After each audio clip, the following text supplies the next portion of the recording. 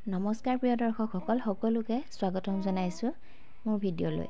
পোনপ্ৰথমে সকলোকে good morning. এতিয়া মোৰ ৰাতিপুৱাৰ সময় আৰু প্ৰথমতে পৰিচয়টো মই দি লওঁ। মোৰ নাম হৈছে তানিষ্কা শৰ্মা আৰু মোৰ বয়স হৈছে 1 মাহ 25 দিন।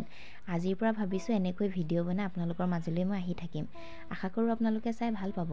এয়া মোৰ ৰাতিপুৱাৰ ৰুটিন। ৰাতিপুৱা ৰ'দত এনেদৰে শুই লৈ কাপোৰকেইটা সলাই অকণমান মালিচ দিয়াৰ সময়। এয়া নাৰিকল তেলৰ সৈতে মোৰ মায়ে মোক মালিচ দিবলৈ লৈছে আৰু মই ইফালে সিফালে কৰি অকণমান আৰাম কৰি চাই আছোঁ। আশা কৰোঁ আপোনালোকৰ বেবীবিলাকক এনেকৈয়ে চাগে মালিচ দিয়ে। এই মালিচটো যে মই বিৰাট ভাল পাওঁ। এনেদৰে ৰাতিপুৱা মালিচ অকণমান দি ৰ'দত শুলে গাটো খুব ভাল লাগে আৰু তাৰপিছত গাটো ধুবলৈ ভাল হৈ থাকে। এনেদৰে প্ৰত্যেক সৰু বাচ্চাকে মালিচ দিলে তেওঁলোকৰ গাটো খুব ভাল লাগে, যেনেকৈ মোৰ ভাল লাগিছে। এয়া মায়ে মোক ওলোটাইও লৈছে, দেখিছে নহয়। আশা কৰোঁ এই ভিডিঅ'বোৰে মোৰ পাছলৈ সহায় হ'ব। এয়া সকলোবোৰ ভালকৈ মালিচ কৰি মোক কাপোৰ আকৌ পিন্ধাই দিবলৈ ক'লোঁ। সেয়েহে মায়ে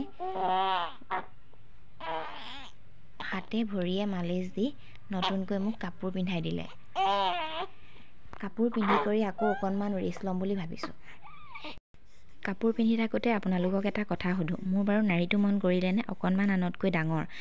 কি কৰিলেনো সৰু হ'ব সেই কথাটো আপোনালোকে কমেণ্ট কৰি জনাবচোন।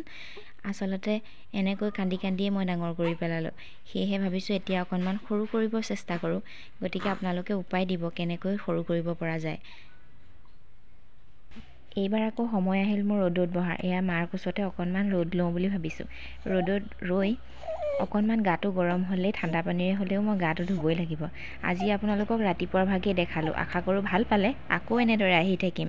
আশা কৰোঁ আপোনালোকে সদায় মোৰ ভিডিঅ' চাব। Thank U.